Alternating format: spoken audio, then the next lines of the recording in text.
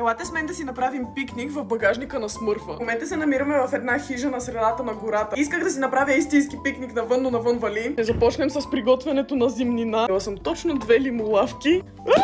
Не! Питах се да съм естетична и жестоко се провали. Човек. Имаме си кръстословиците, имаме госпожа Диамант и госпожа Яворода. Ще вземем и от запаса с пуканки. И храната за пикника е готова. Искам да ми рейтнете горския аутфит от 1 до 10. Анди каза, че приличам на хижар. Всичко е приготвено, сега ни трябва само Анди. Закривай Clash Royale, тръгваме. О, мъга. Пуста!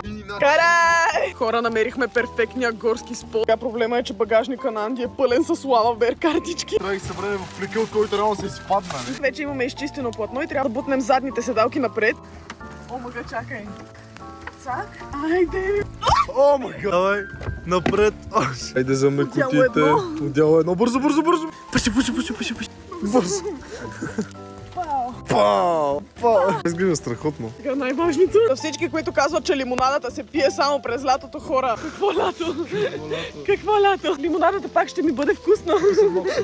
Его явката. Палиме и тези. Не! Ето така ще ги закачим. Стана перфектно. Време да